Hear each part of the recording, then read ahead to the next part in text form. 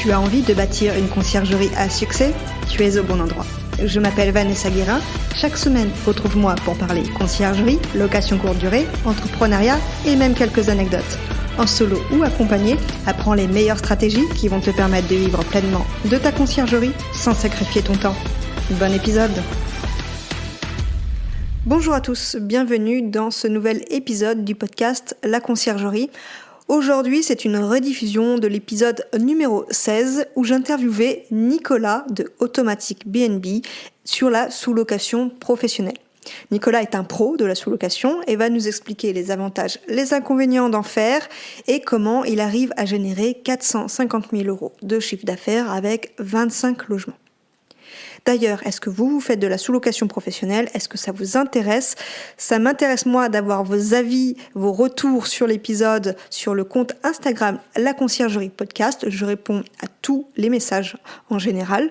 Donc n'hésitez pas à me faire un retour, ça me permettra de savoir si vous voulez d'autres épisodes sur ce sujet-là. Je vous souhaite une bonne écoute. Bonjour, bienvenue Nicolas, bienvenue sur le podcast La Conciergerie.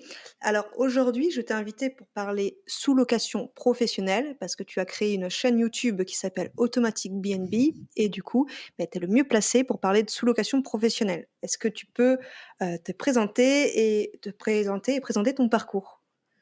Alors bonjour à toi Vanessa, encore merci de m'avoir accueilli sur ton podcast. Donc effectivement, je suis connu sur les réseaux sociaux au nom de Nicolas Automatic BNB.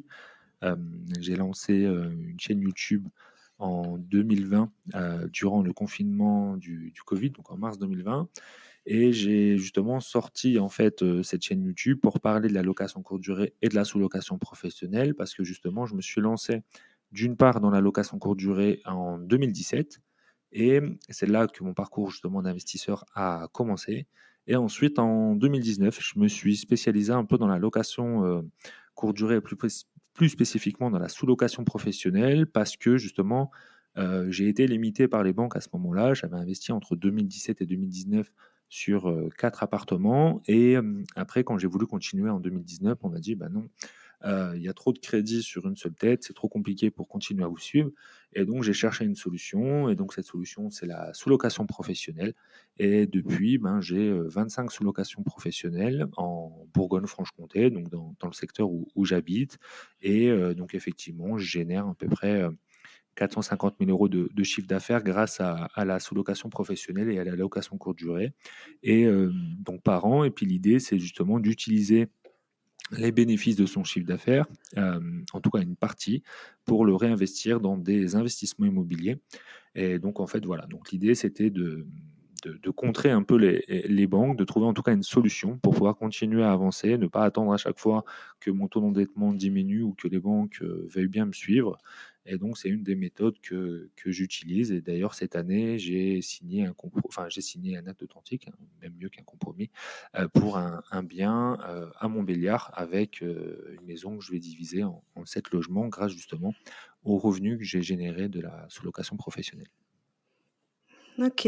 Oui, 25, ça commence à faire. Tous en sous-location du coup, ou il y a aussi les tiens dedans? Je Alors suis pas sûre d'avoir compris. dans les 25 sous-locations, il y a effectivement une partie qui sont les miens. Donc une partie en fait, pour être plus précis, c'est 7 logements et le reste c'est on va dire des vraies sous-locations professionnelles auprès d'autres propriétaires. Mais je les ai tous sous-loués, c'est-à-dire que des biens que je détenais en nom propre ou que je détiens d'ailleurs toujours en SCI, je les sous-loue à ma société de sous-location. Comme ça, en fait, dans la même société, je peux tout gérer plus facilement lorsque je paye mes prestataires de ménage, lorsque je fais les annonces en ligne, etc.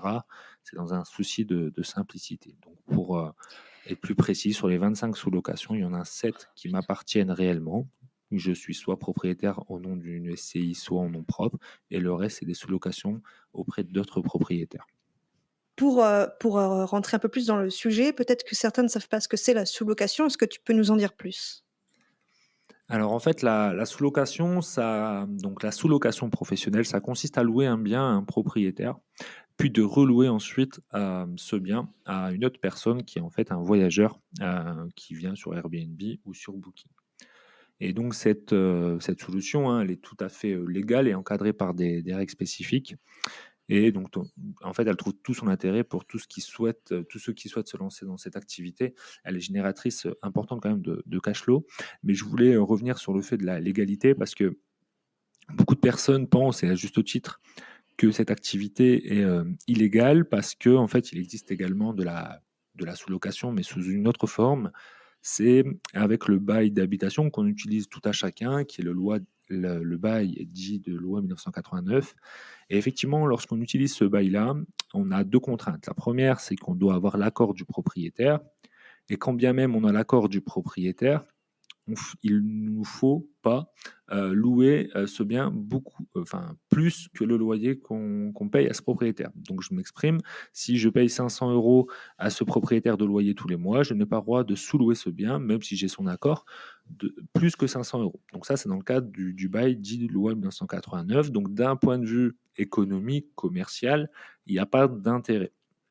C'est un intérêt Mm. pour certains pour s'arrondir les fins de mois, ça ok, mais il n'y a pas d'intérêt économique derrière. Oui, Parce c'est que sûr. si je loue 500 euros et que je ne peux pas louer plus de 500 euros derrière, je ne me fais jamais de bénéfice.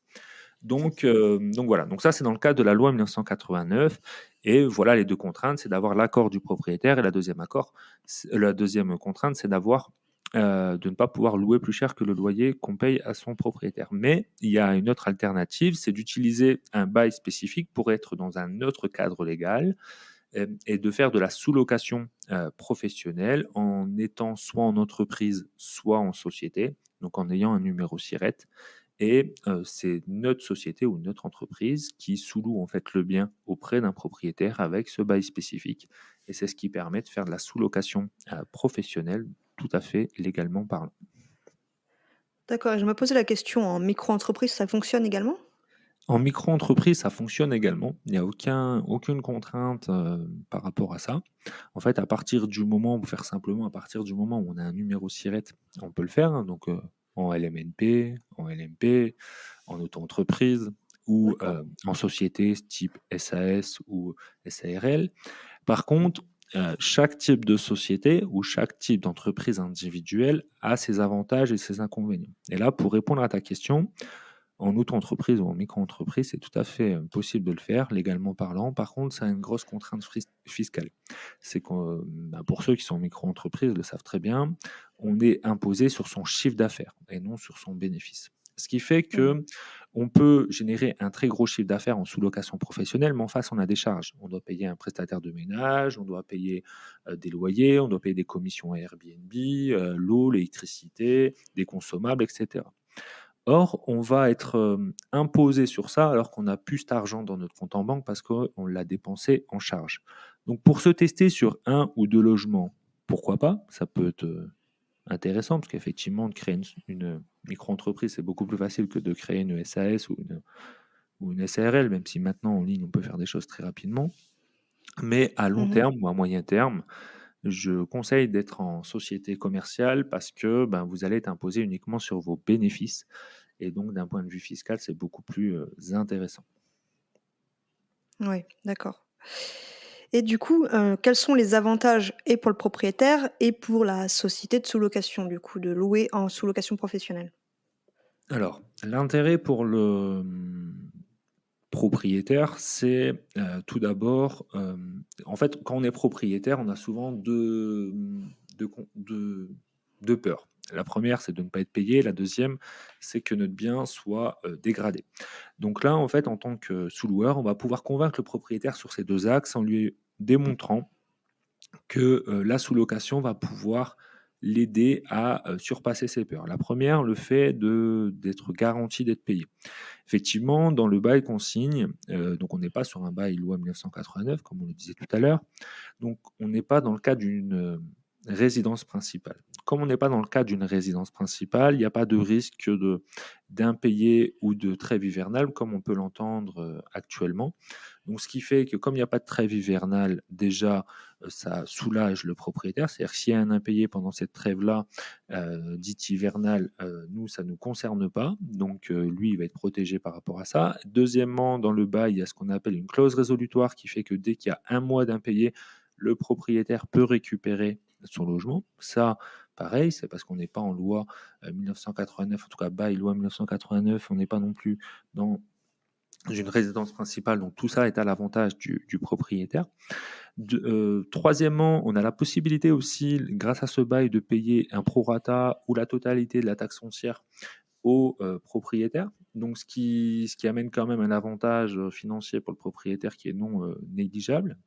Et ensuite, sur la garantie du fait que le bien soit bien entretenu, il y a une chose très simple, hein, comme on va faire de la location courte durée, c'est de transmettre le lien des annonces Airbnb et Booking au propriétaire. Il va pouvoir donc suivre, on va dire en direct, les différents commentaires des voyageurs. Et donc, si les commentaires ne lui plaisent pas parce qu'il constate que le bien est détérioré ou que le bien n'est pas très bien entretenu, il peut utiliser le préavis qui est dans le bail, qui peut être d'un mois, 2 mois, 3 mois, tout dépend de ce qui a été négocié avec le sous-loueur, et donc peut récupérer son appartement directement. Ça, ce sont des gros avantages parce que lorsqu'on fait de la Mmh. location classique à l'année, c'est pas possible. C'est-à-dire, moi, je loue aujourd'hui à un locataire qui a signé pour un bail d'un an ou 3 ans, en fonction si c'est du nu ou du meublé. Je connais l'état de mon appartement aujourd'hui et je vais reconnaître l'état de mon appartement quand je vais récupérer ou quand je vais faire l'état des lieux de sortie. Pareil, autre avantage, lorsque je fais de la sous-location professionnelle, je suis donc en société ou en micro-entreprise.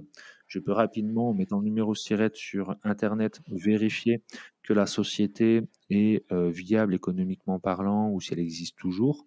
Alors que le propriétaire, lorsqu'il loue, son logement à un locataire classique, il ne peut pas vérifier ces données. C'est-à-dire qu'aujourd'hui, certes, je vais donner mes fiches de paie, mes impôts et cetera, mais si entre 2 je me fais licencier ou j'ai des difficultés économiques, c'est impossible de le voir. Donc c'est tout ça, ce sont des avantages pour le propriétaire. Et il y en a encore plein d'autres, mais ça, ce sont les avantages principaux. En tant que Ouais. les avantages sont principalement le fait qu'on ne passe pas par les banques, donc on n'a pas à soulever de crédit, donc on ne dépend pas des banques pour pouvoir continuer à se développer et avancer. Ça a été une de mes raisons d'ailleurs pour me lancer en 2019. J'avais eu un refus bancaire et donc pour pouvoir continuer à me développer, je suis parti dans la sous-location professionnelle. Ensuite, c'est la facilité de mise en place, c'est-à-dire que pour rentrer dans la sous-location professionnelle, le ticket d'entrée est assez faible. Je ne dis pas qu'il est de 0 € comme on peut l'entendre euh, Mmh. sur certaines vidéos Oui, il y YouTube. a le premier loyer, En faux, déjà. Mmh. effectivement, il y a un premier loyer, il y a un mois de caution, il y a soit de l'aménagement à mettre en D'ameublement. place à Mmh. l'intérieur, il y a effectivement des petits frais à avancer, la création de la société par exemple. Donc effectivement, le ticket d'entrée, il n'est pas de zéro, mais il est quand même relativement faible par rapport à une autre création de société. Si on devait vendre des vêtements, on devrait créer peut-être du stock. Si on devait créer une boulangerie, ben, on devrait acheter des machines, etc., etc. Donc tout ça pour dire aussi que euh, en termes de ticket d'entrée, on n'est plus fait. Pareil, si on voulait même tout simplement faire de l'investissement immobilier, même si les banques nous avaient donné l'accord, actuellement, il nous faut souvent, en tout cas, amener un apport au moins de 10%, qui peut être relativement une somme élevée pour beaucoup, en fonction du projet sur lequel on veut se lancer. Donc ça,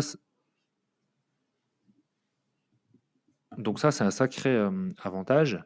Et ensuite, il y a d'autres avantages. C'est le fait qu'on peut dupliquer cette activité très, très, très rapidement. C'est-à-dire qu'une fois qu'on a compris quel type de logement fonctionnait sur un secteur donné, il suffit à chaque fois en fait de prospecter des propriétaires, de les convaincre et de continuer à se développer parce qu'il n'y a pas d'histoire de taux d'usure, de taux d'endettement, on va vérifier vos dossiers bancaires pour pouvoir continuer à investir. On n'est pas du tout là-dedans.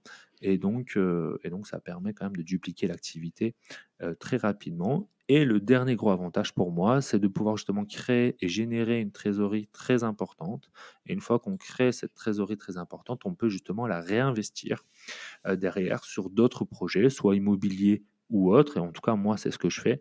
Et donc, c'est pour ça que je pense que la sous-location professionnelle et derrière l'investissement immobilier sont deux méthodes qui sont complémentaires et pas à opposer. Je pense que l'une et l'autre sont, euh, sont complémentaires. Et je voulais rajouter un dernier point par rapport à la sous-location professionnelle, c'est qu'en termes d'engagement, nous aussi, on a un préavis dans le bail avec le propriétaire, ce qui fait que si on devait prendre une sous-location et que pour X raison, elle ne devait pas marcher, l'avantage, c'est que pareil, on a un préavis d'un mois, 2 mois, 3 mois ou plus en fonction de ce qu'on a négocié avec ce propriétaire.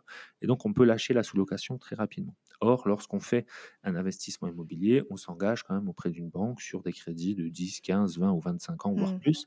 Et donc, même si on était amené à vouloir revendre le bien, on peut vite être bloqué ou devoir vendre à perte le bien pour pouvoir récupérer notre somme ou rembourser le crédit très rapidement. Voilà, donc ça, c'est quand même aussi des gros avantages de se lancer dans la sous-location professionnelle. Mais en tout cas, moi, je ne veux pas opposer la sous-location et l'investissement immobilier. Pour moi, ce sont deux approches Oui. différentes. Le support, c'est l'immobilier et derrière, ce sont pour moi deux choses qui sont complémentaires pour pouvoir continuer à avancer.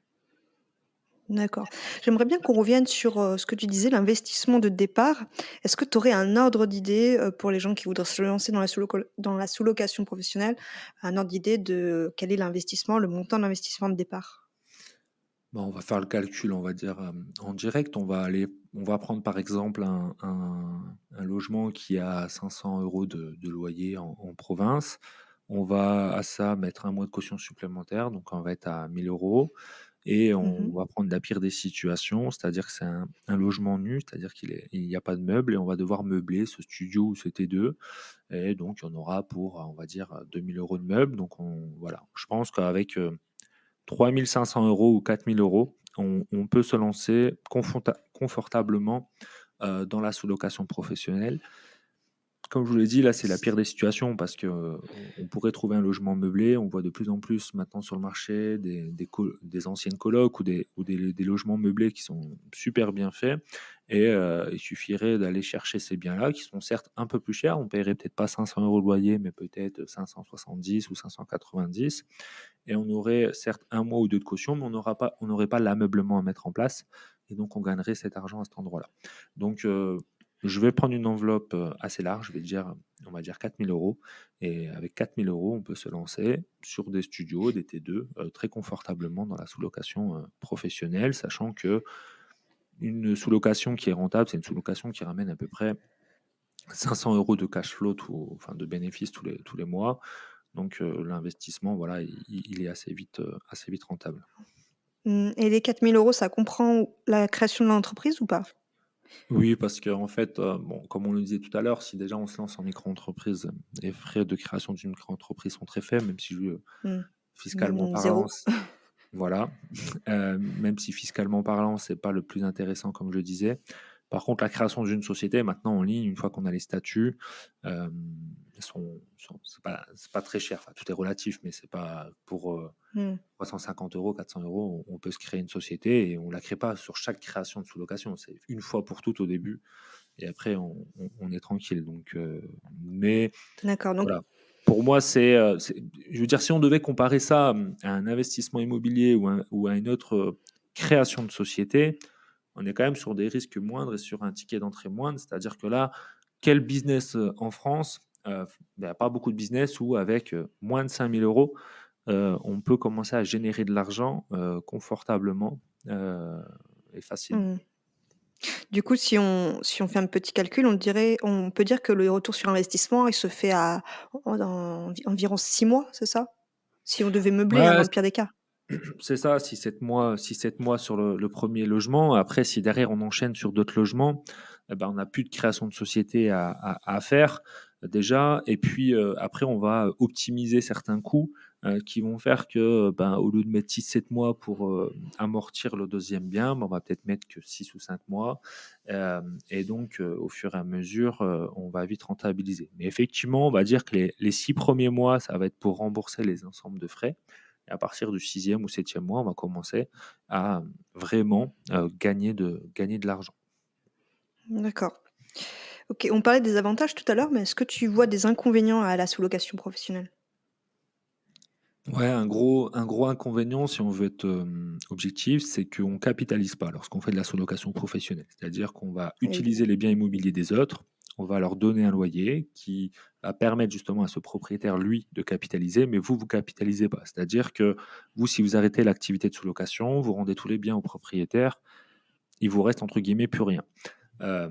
Donc, c'est pas comme un investissement immobilier qui a d'autres avantages et d'autres désavantages. Mais l'avantage principal de l'investissement immobilier, c'est la capitalisation. C'est-à-dire que je garde un bien pendant 5, 10, 15 ans. Lorsque je le revends, même s'il n'y a pas de plus-value, je vais récupérer une certaine somme d'argent importante. Or, en sous-location, même si ça fait 5, 10, 15 ans que je fais de la sous-location, si j'arrête l'activité, j'ai une solution, c'est de revendre ma société avec tous les baux, etc. à l'intérieur. Et là, je peux me générer de l'argent. Mais si j'arrête strictement tout ce qui est à l'intérieur comme activité, il me reste plus rien. Ça, c'est un point négatif de la sous-location. C'est pour ça que je disais tout à l'heure que pour moi, la sous-location professionnelle et l'investissement immobilier doivent être des choses qui sont complémentaires et non opposables parce que on les complète, en fait, ça va permettre de dupliquer justement les avantages et de minimiser les inconvénients. Oui, donc du coup, on ferait, d'après ce que tu dis, la sous-location sert en fait finalement à investir davantage, c'est ça? En tout cas, c'est la manière dont moi je le fais et puis qu'une grande partie des personnes que j'accompagne Mmh. font, c'est-à-dire effectivement, c'est d'utiliser la sous-location comme un tremplin, comme une réserve financière, comme un moyen de se générer de l'argent rapidement et effectivement derrière de réutiliser cet argent soit pour développer sa société de sous-location, soit pour se générer un salaire, soit pour quitter son travail actuellement, soit pour investir dans l'immobilier ou soit pour investir dans les marchés financiers. Voilà globalement ce que font les gens lorsqu'ils génèrent de l'argent avec la sous-location professionnelle. Mais l'intérêt, c'est d'utiliser cette somme qui est générée pour atteindre son ou ses objectifs. D'accord, c'est très clair. Alors aujourd'hui, tu as, 25 logements en sous-location professionnelle. Ça te prend combien de temps à gérer ça? Et quand quelqu'un démarre, tu dirais que ça lui prend aussi combien de temps?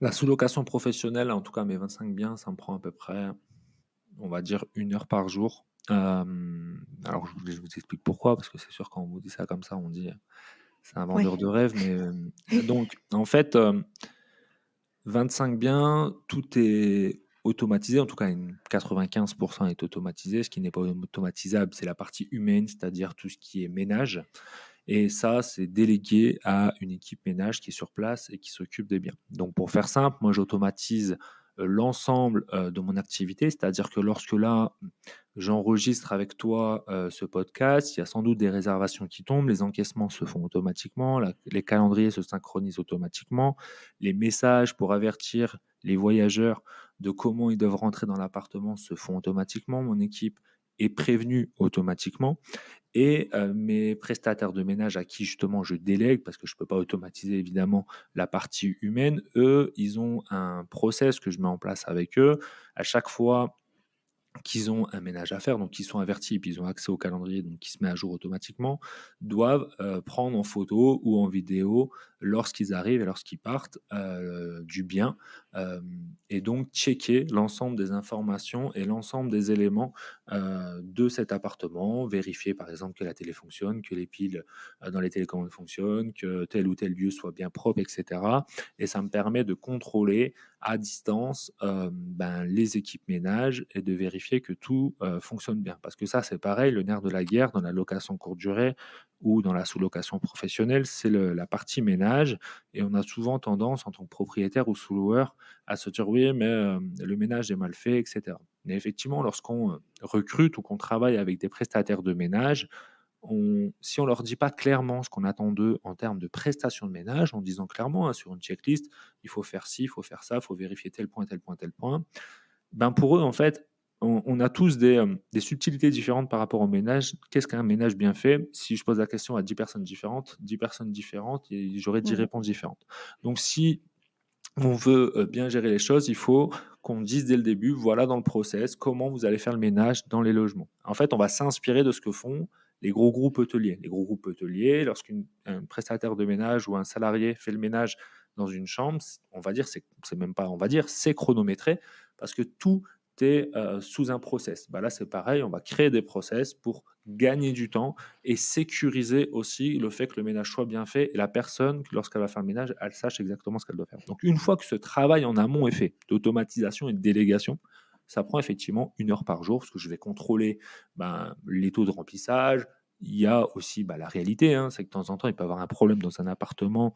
Et lorsqu'il y a un problème, on va aller voir le gérant, le patron, donc c'est moi, et donc on va tenter de la régler. Hein. Peut-être une caution à prélever s'il y a eu un dégât, s'il y a un problème dans un logement, savoir si un artisan doit venir ou pas, etc. Mais Voilà, ça me prend pas plus d'1 heure. Donc après, lorsqu'on va, commencer dans la sous-location professionnelle, il y aura un temps chronophage au début d'automatisation et de délégation, qui est ça, il n'est pas à négliger. C'est dans ce sens-là où nous, on accompagne et on forme les gens pour expliquer comment le faire convenablement le plus rapidement possible et surtout d'un point de vue performant, enfin pour que ça soit le plus performant possible.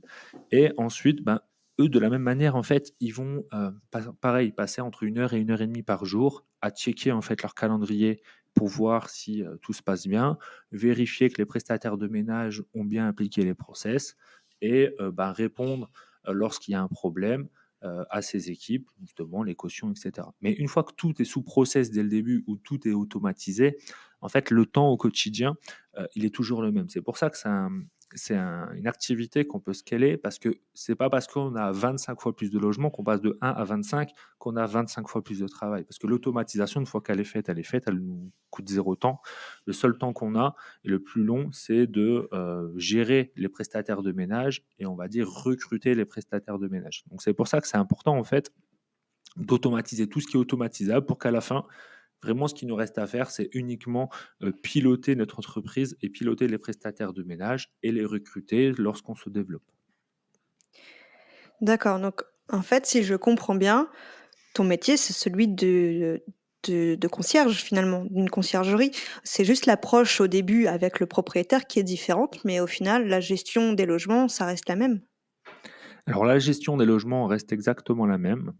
La seule différence, c'est que j'ai des comptes à rendre qu'à moi-même. J'ai pas de compte à rendre au propriétaire parce que le propriétaire, le compte que j'ai à lui rendre dans le bail que j'ai signé avec lui, c'est de lui garantir un loyer et d'entretenir son bien. Ça, c'est ça. Par contre, je n'ai pas à justifier auprès de lui peut-être les stratégies tarifaires, marketing, etc., que je mets en place. Donc ça, c'est et aussi l'autre approche, c'est que c'est moi qui gère tout dans la sous-location professionnelle, c'est-à-dire c'est moi qui paye l'eau, c'est moi qui paye l'électricité, c'est moi qui vais m'occuper de tout ce qui est à l'intérieur de l'appartement. Alors qu'en conciergerie, le propriétaire du bien, c'est lui qui est encore en charge tout ce qui est eau, électricité, charge d'internet, etc. Donc ça, c'est des petites subtilités, des petites nuances. Mmh, Mais c'est vrai, j'y ai effectivement, pensé. sur on va dire la vision globale, on est sur la même chose. Et c'est pour ça que d'ailleurs, dans une société de sous-location ou dans une société de conciergerie, on peut faire ces deux activités. Il y a pas de difficulté parce qu'en fait, le principe, il est le même. Le principe de base, il est le même. C'est juste que la contractualisation qu'il y a entre le propriétaire et une conciergerie et entre le propriétaire et un sous-loueur est différente. C'est-à-dire que d'un côté, il y a une prestation de service, alors que de l'autre côté, c'est ben voilà, je vous ai sous-loué mon appartement et c'est vous après, vous en faites ce que vous voulez. Vous faites du Airbnb, de la coloc ou autre, vous faites ce que vous voulez, mais vous me devez me garantir un loyer tous les mois et me garantir que le bien soit bien entretenu. D'accord, ouais. OK. Donc c'est Bah, pareil, ça, écoute, je c'est pense 2 que activités en fait qui se complètent, en fait. C'est pour ça que, ouais. j'accompagne, les gens, qui ont déjà souvent une conciergerie, heu, parce qu'en fait, ils réutilisent à ce moment-là, en fait, la société qu'ils ont déjà créée. Ils ont pas besoin de recréer une nouvelle société, ils ont pas besoin de recruter de nouveaux prestataires de ménage, ils ont pas besoin de restructurer toute leur société. Ils ont simplement à, peaufiner quelques process et ils peuvent démarrer dans la sous-location professionnelle. OK, bah, c'est très clair. Écoute, je pense qu'on a fait le tour de la sous-location professionnelle. Est-ce que tu veux rajouter quelque chose sur ça justement? Bah, tout simplement dire que la sous-location professionnelle, comme j'ai dit tout à l'heure, il y a beaucoup d'avantages, mais il y a aussi quelques inconvénients que j'ai cités. Ça paraît facile de premier abord, c'est facile, on va dire même de premier abord. Par contre, la grande difficulté de la sous-location professionnelle, c'est quand même, l'aspect, juridique et cadre légal et je conseille honnêtement, de s'informer ou de se former avec moi ou d'autres personnes, ça c'est pas trop le souci, mais c'est surtout de se former et de s'informer parce qu'il y a honnêtement pas une semaine où je n'ai pas des gens qui me contactent et qui me disent j'ai voulu me lancer dans la sous-location professionnelle en suivant ou en prenant quelques infos à droite à gauche sans vérifier les sources et je me suis mis en difficulté. Parce que la sous-location professionnelle, si le cadre légal n'est pas respecté, l'utilisation du bail, comme je vous disais tout à l'heure, ou même le respect simplement des règles d'urbanisme dans les villes, parce que la sous-location professionnelle ne va pas vous amener à pouvoir détourner les règles d'urbanisme. Donc, si vous ne maîtrisez pas les changements d'usage, les changements de destination, ou même les surfaces compensatoires dans certaines villes, vous allez être dans l'illégalité, effectivement. Donc, c'est vraiment important de bien se former ou s'informer et de ne pas se lancer en disant « Ok, certes, c'est simple si on a tous les éléments entre les mains. » Donc, vaut mieux perdre du temps ou un peu d'argent en se formant ou en s'informant et après se lancer une fois qu'on en est sûr, plutôt que de vouloir partir tête baissée et faire n'importe quoi et regretter derrière ces faits et gestes en rappelant qu'on fait ça sous forme d'entreprise ou de société. Donc quand même, on a une responsabilité lorsqu'on fait les choses. Effectivement, comme tu l'as dit, il y a aussi des choses auxquelles on pense pas, comme tu viens de le dire, le cadre légal, la législation dans les villes. Donc c'est important de s'informer, comme tu dis. Et d'ailleurs, tu accompagnes, toi, des personnes qui veulent se lancer dans la sous-location. Où est-ce qu'on peut te retrouver si les auditeurs veulent peut-être voir avec toi ce côté-là?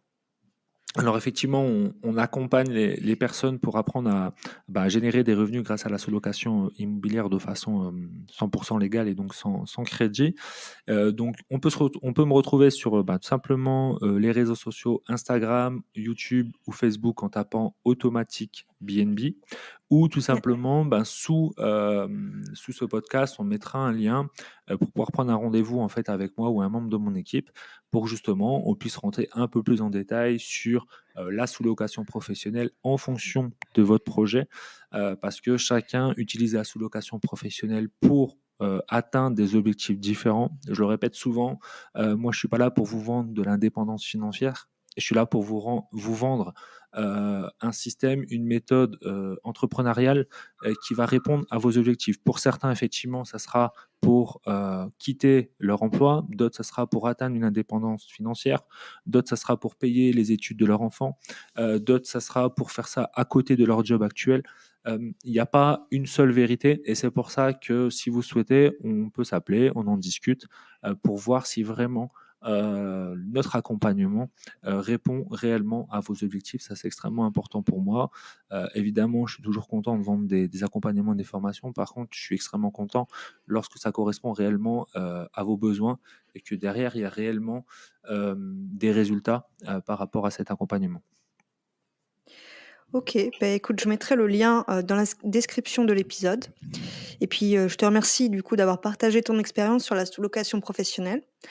Je te dis une prochaine peut-être. Et puis, je te souhaite une bonne journée. Encore merci à toi, ça a été très appréciable de faire ce podcast avec toi. Et puis, je te remercie encore pour cette invitation. À très bientôt.